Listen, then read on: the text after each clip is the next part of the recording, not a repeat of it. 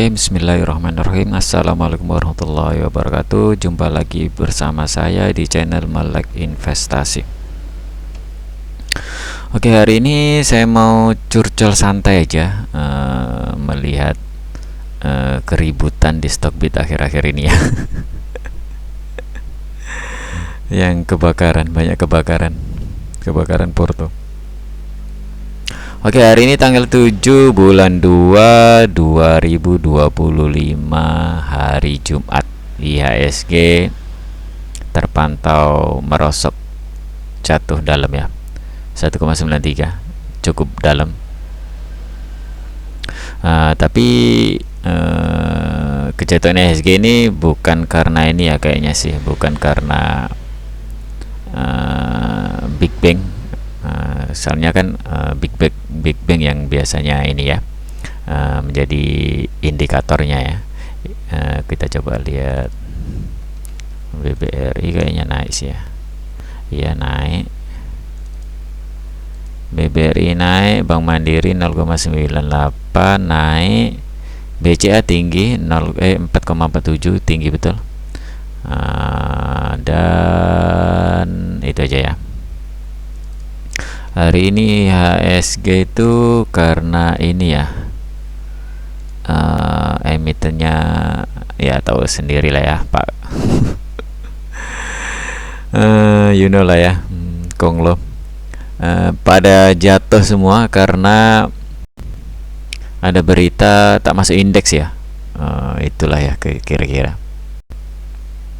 ya, kayak PTRO, Cuan, Brand, TPIA, tahu sendirilah pemiliknya siapa gitu kan. Yang ini hari yang saya mau bahas ini juga gitu. Kenapa IHSG itu kalau menurut saya itu IHSG berapa sih ya? Turun ya 1,93 jatuh.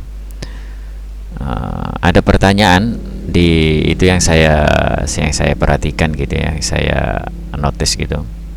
Bisa nggak IHSG ke 8.000 gitu katanya kan.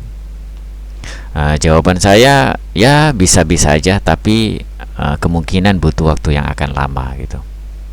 Tapi kemarin kok bisa ke 8.000, hampir ke 8.000 ya ke sini ya, ke 7.900-an ya gitu kan.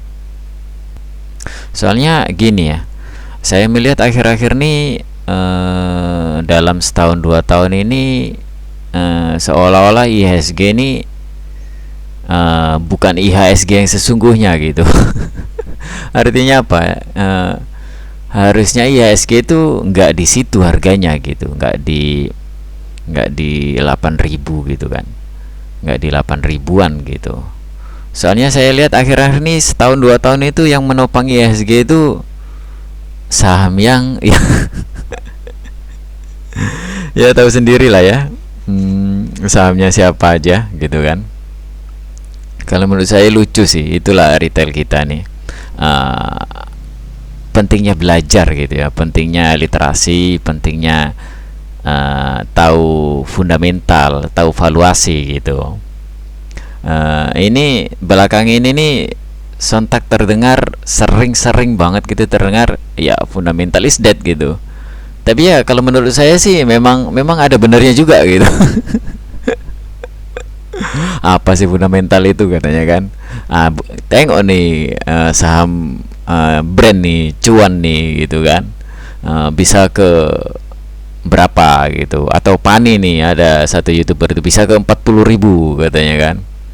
Jadi fundamental tuh memang nggak di situ tempatnya gitu. Nggak, kalau kalian ngomong Pani, BSD, AMMN, DSSA gitu, Cuan, TPIA gitu, jangan ngomong fundamental gitu.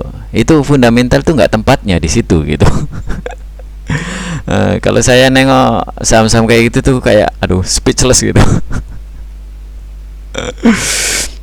Jadi kita balik ke IHSG gitu. Jadi akhir-akhir ini IHSG ini serasa bukan IHSG gitu. Dalam 2 tahun terakhir nih, setahun terakhir ini ya, bisa ke 8.000 gitu kan. Jadi selama ini kan ditopang saham yang itu gitu, yang lucu-lucu gitu kan, yang kayak ya PTRO, Cuan, Brand, TPIA, DSSA, Raja gitu, yang seharusnya nggak di situ gitu. Yang mispress gitu, yang seharusnya nggak di situ kalian itu. Jadi IHSG pun selama beberapa tahun terakhir itu ditopang oleh emiten-emiten itu gitu, yang secara valuasi itu udah di luar nalar gitu, berapa harganya gitu. Jadi kalau sekarang koreksi gitu ya, atau crash lah, apa kalian menyebut, terserah lah. Kalau menurut saya sih nggak crash kalau kali ini gitu. Kalau crash itu ya kayak tahun 2020, tahun 98, 2008 itu betul-betul crash gitu kan. Kalau ini sih saya rasa enggak kok gitu. Apalagi sentimen negatifnya itu kayak berita-berita ekonomi melemah, atau daya beli masyarakat turun gitu kan. Itu kan memang ya sepele gitu, nggak terlalu ini sangat gitu ya, nggak terlalu kita risaukan gitu. Jadi ya kalian tuh harus tahu valuasi lah, intinya gitu aja kok. Harus tahu harga wajar itu berapa gitu. Jadi kalau ada IHSG turun kayak gini sih, kalau menurut saya biasa aja. Dia bakalan ke IHSG ini lagi menuju ke harga wajarnya gitu, harga yang seharusnya gitu. Karena selama ini ditopang dengan emiten-emiten yang nggak seharusnya di situ gitu. Kita hitung aja lah, kayak apa nih, kita lihat ya, kayak PTR, brand lah, brand gitu kan. Itulah, kalian masuk ke bursa itu harus tahu apa ya, hal-hal yang basic aja lah, harga wajar yang biasa orang pakai gitu kan. Gini aja, kalian minimal itu tahu EPS lah, earning per share gitu kan, EPS. Nah, kalau yang biasa orang pakai itu yang ya rata-rata seluruh dunia orang fundamental pasti tahu lah gitu kan. Biasanya mengikuti indikatornya Benjamin Graham gitu kan, EPS dikali 10 gitu aja gitu. Itu aja, minimal satu itu aja gitu, kalian bakalan selamat lah. Kalian nggak akan beli kayak, maaf ya, kayak brand, PTRO, Cuan itu kan kalian nggak akan tertarik dengan saham-saham kayak gitu. Kalian beli di pucuk pula itu kan. Nah, kayak brand ini kita lihat berapa ininya, secara simpel aja, secara selintas aja lah. Kalau misalnya mau tahu nilai interest rate-nya berapa gitu, bakalan lama banget gitu. Kalian minimal kalian ke Stockbit lah, yang enak dilihat ya, kayak IPS-nya berapa gitu kan. Nah, IPS totalnya tahun 2023 ini kan 12 gitu kan, atau 2024 nih kemungkinan dia dapat 12 13 gitu ya. 13 dikali 10 aja itu baru 130 gitu kan. 130. Brand. Dia harganya kan di sini. 130 di sini. Ngapain dia jauh-jauh ke 7.000 gitu? Itu udah berapa? Udah nggak ini. Ya wajar kalau ada bilang fundamental is dead kalau untuk saham-saham kayak gini gitu. Nah, jadi selama ini nih, selama beberapa tahun terakhir ini IHSG ini ditopang kayak gini lah, jadinya bisa naik sampai ke hampir 8.000 gitu. Kayak brand, Cuan, apa ini, Cuan ya, Cuan ke 11.000. Kita lihat Cuan,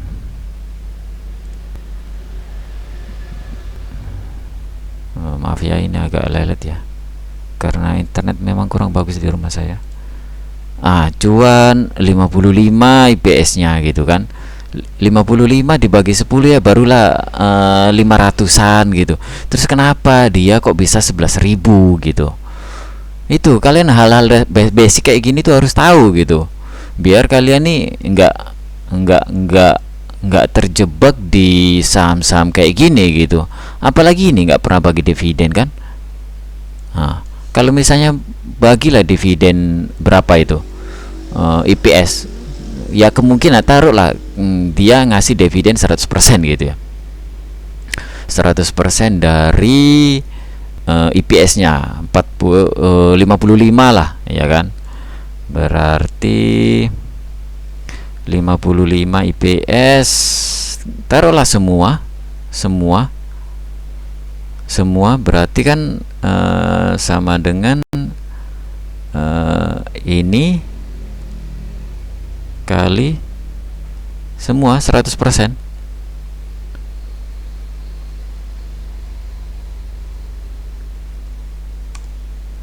55 kan, bersama kan 55. 55 dibagi harga sekarang yang bisa terbang sampai 11.300. Nah, 11.300 kalian dapat dividen yield berapa? Nah, berapa ini dapat dividen yield dibagi 11.100? Ah, kan nggak ngotak dapat dividen kayak gini nih. Mana ini? Berapa persennya? 0,4, setengah persen. Inflasi aja udah 2 sampai 4%. Jadi kalian apa yang kalian kejar gitu? Nah, gitu loh. Nah, kan nggak pernah dia bagi dividen. Jadi apa yang dilihat dari sini gitu.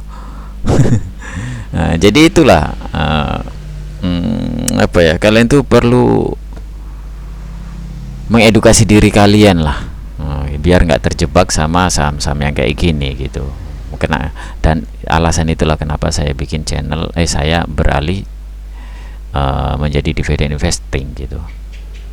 Karena dividen investing itu sesuatu hal yang pasti gitu. Setelah beberapa tahun saya pelajari gitu kan, oh ternyata iya ya, dividen investing itulah hal yang nyata, yang arti dari investasi yang sebenarnya gitu.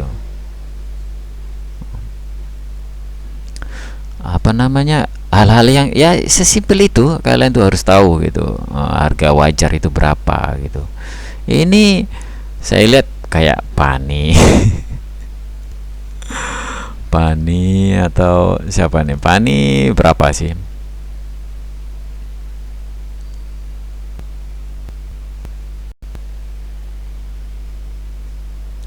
Pani 502, berarti kan 500 kan, berarti kan 5.000 gitu kan.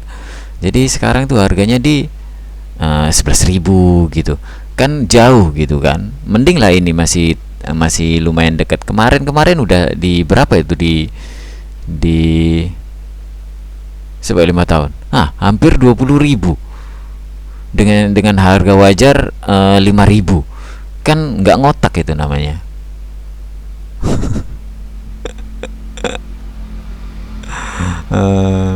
Itulah, jadi kalian nih intinya tuh satu ya, kenali profil resiko kalian gitu loh, kenali diri kalian gitu. Kalian masuk ke bursa ini, tentu saya tahu gitu kan, satu tujuan kita semua masuk bursa gitu kan, kita semua pengen cuan gitu kan.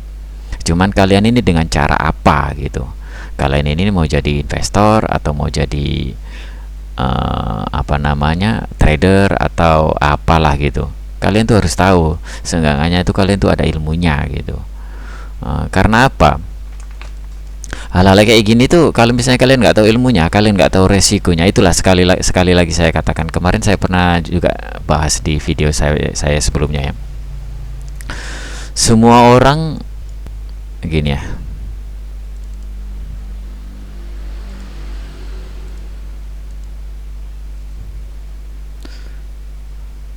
semua orang siap menerima cuan,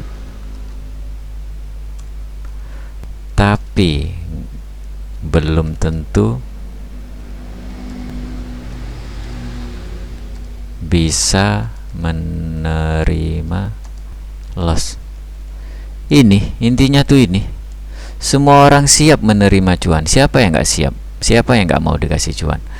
Cuman nggak semua orang bisa kalau dia itu kalah gitu, menerima kekalahan. Nggak semua orang gitu. Jadi itulah pentingnya kalian tuh kenali resiko profil kalian gitu. Nah, contoh lagi nih, kalau misalnya saya kemarin lihat di apa ya, di TPIA kalau nggak salah ya, ada grafik yang lumayan bagus ya. Oh iya, di TPIA. Kayak TPIA gini kan TPIA berapa sih, astagfirullahaladzim, harga wajarnya. Kita lihat dulu harga wajarnya.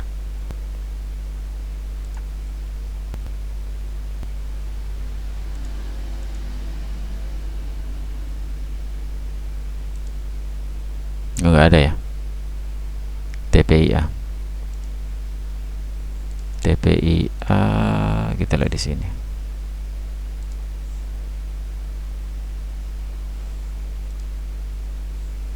PS.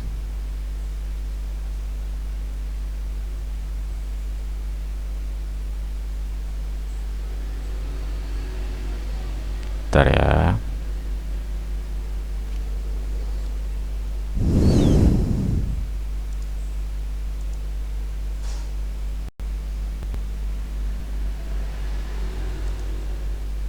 Nah, sini. Astagfirullahaladzim. Nah, ini. Saya lihat ini aja, aduh, pusing kepala saya kan. Minus minus minus minus, jadi nggak ada apa yang mau divaluasi gitu. Rugi terus dari tahun 2022 rugi, tahun 2021 untungnya, 2022 rugi rugi rugi gitu kan. Jadi apa yang mau ditengok gitu, apa yang mau dilihat gitu. TPIA nih dengan di harga sekarang 6.000 gitu, apa yang mau dilihat gitu. Jadi kalian tuh masuk ke bursa itu, kalian ini sebagai apa gitu. Oke, sekarang saya mandang dari sudut dividend investing gitu ya. Kalau melihat valuasinya TPIA ini jelas nggak masuk sama sekali gitu kan. Itu menurut sudut pandang saya sebagai dividend investing gitu kan. Cuman saya bakalan menempatkan diri sebagai trader gitu ya. Saya ada sedikit pengalaman di dunia forex gitu kan dulu ya. Saya bakalan menempatkan diri di dunia sebagai trader gitu kan, melihat grafik. Soalnya kalau trader kan kalau ngelihatnya kan secara chart ya, secara technical analisa gitu kan. Kalau menilai secara technical analisa dulu, yang saya pelajari itu masalah supply dan demand. Di sini kan ada demand di sini ya, permintaan, dan di sini ada supply. Sini nih.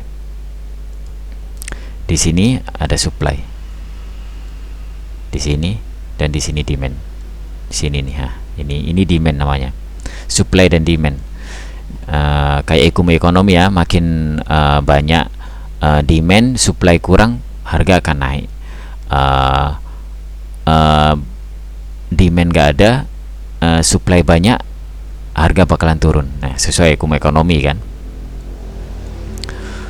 Saya akan menempatkan diri saya, sudut pandang sebagai seorang trader gitu kan. Berarti saya masuk ke bursa ini sebagai trader gitu kan. Kalau secara fundamental jelas nggak masuk ini kan.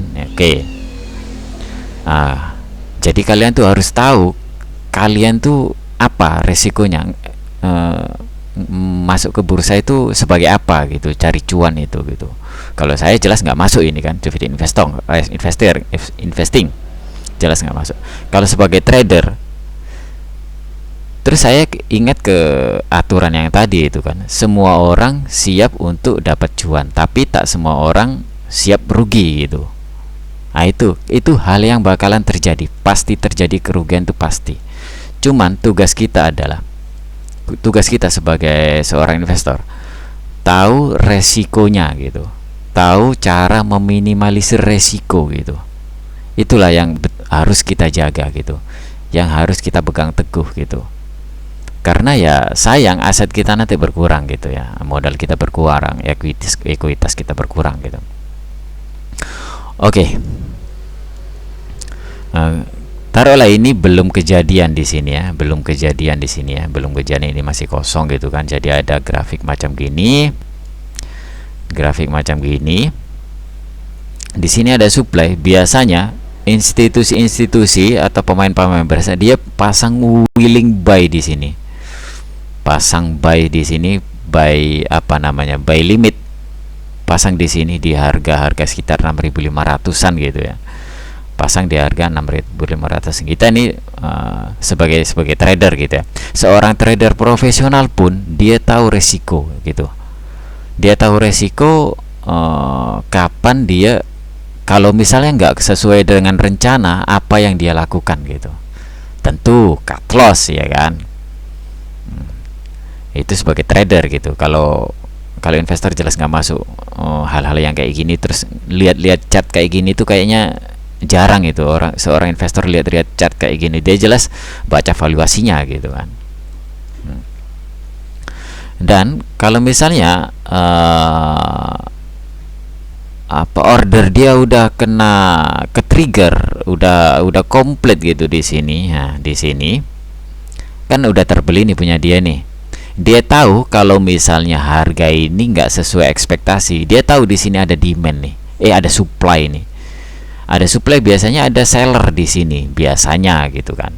Kalau menurut supply and demand gitu kan. Berarti kalau misalnya harga jatuh ke sini dan di sini mantul, dia bakalan take profit di sini.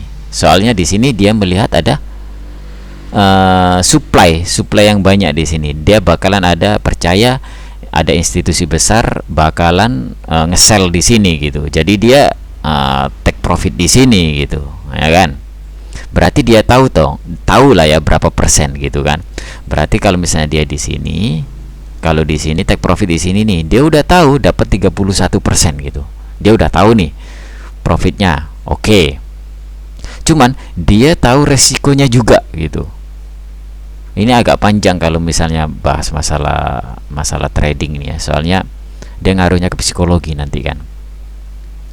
Nah, kalau misalnya dia nggak sesuai, kalau harga turun terus turun, nggak nyampe ininya, turun gini, dia tahu bakalan apa yang dilakuin tuh harusnya tahu dia gitu. Oh, kalau biasanya kalau saya mau, kalau harga sudah, kalau si buyer di sini udah kalah semua sama sellernya gitu, itu namanya udah kena break gitu ya. Berarti saya mau cut loss di sini, di bawah sini sedikit gitu ya. Berarti dia tahu dia bakalan beli di sini kan, udah kena kan dia beli kan. Dan di sini cut loss. Dia tahu risikonya 25% dari modalnya gitu kan. Dia tahu gitu. Nah, itu yang dimaksud dengan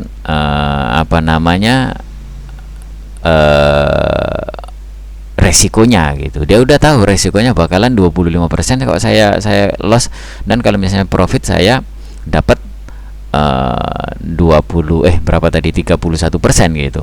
Oke, udah gitu aja gitu. Dia nggak terus satu lagi ini. Dia psikologi dia nggak bakalan terganggu gitu. Kalau misalnya udah kena profit gini, ya udah sesuai dengan target, udah sesuai dengan trading plan dia gitu kan. Kalau misalnya harga tak sesuai, turun, itu pun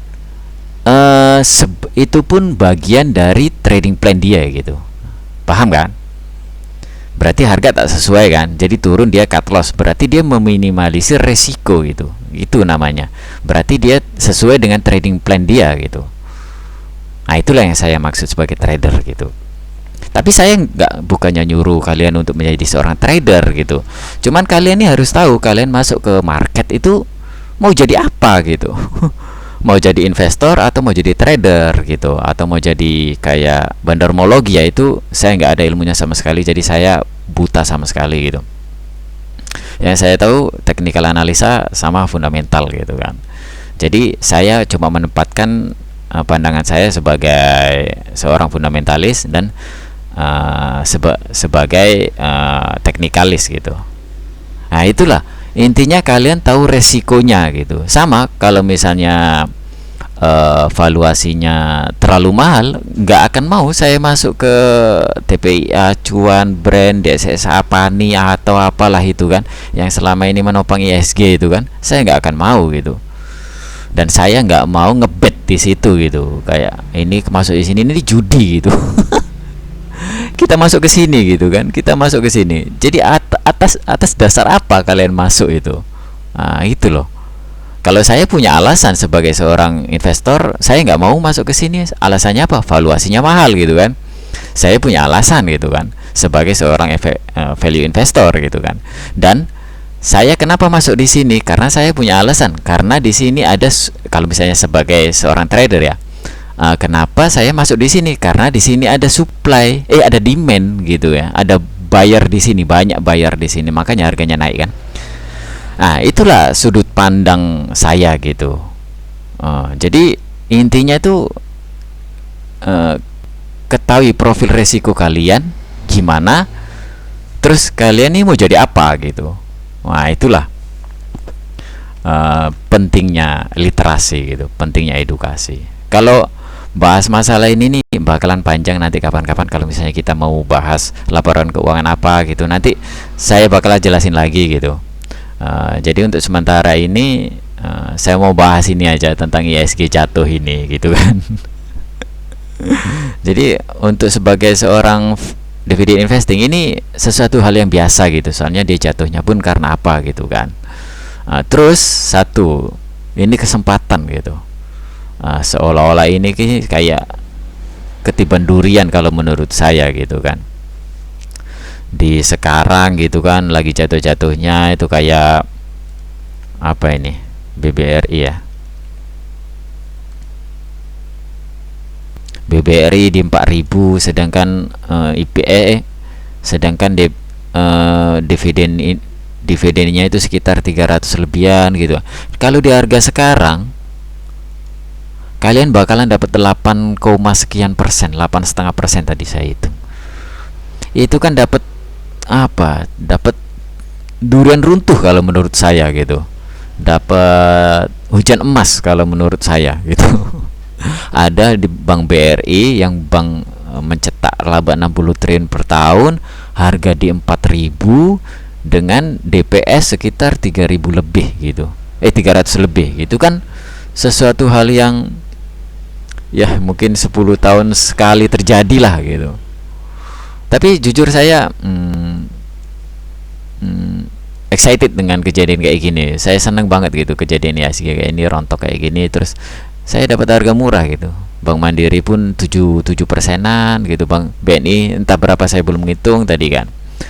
Bank BCA pun udah mulai lumayan gitu ya, meskipun masih kecil gitu, tapi tetap worth it gitu dengan kinerja dia yang kayak gitu kan. Jadi itu aja ceramah saya. Intinya tetap stay aja, stay di market gitu, jangan cabut sana cabut sini. Ini crash di sini, saya mau kabur ke bursa US aja gitu kan. Bursa US itu apa ya, kalau menurut saya tuh kalau untuk capital gain masih mending, tapi kalau untuk dividend investing tuh aduh ya Allah, Apple tuh dividen tuh 0,5% dari harganya, Microsoft tuh mungkin 1% atau apalah, astagfirullahaladzim. Itu kan nggak logis gitu kalau menurut saya gitu, sebagai seorang dividend investing gitu. Oke guys, itu aja curcol santai kita malam ini. Semoga bisa menambah wawasan untuk kalian dan kepercayaan diri kalian. Semoga kita senantiasa diberi kesehatan sehingga kita bisa bertemu di lain kesempatan. Oke, mudah-mudahan bermanfaat video saya kali ini. Ingat, nggak ada yang instan. Kesuksesan ini butuh waktu bertahun-tahun, mungkin 10-20 tahun gitu ya. Soalnya ya nggak ada yang instan. Yang instan itu cuman judol. Itu pun kalau menang. Hilangnya pun instan juga. Oke, itu aja, sudah 30 menit saya ngobrol. Saya akhiri. Assalamualaikum warahmatullahi wabarakatuh.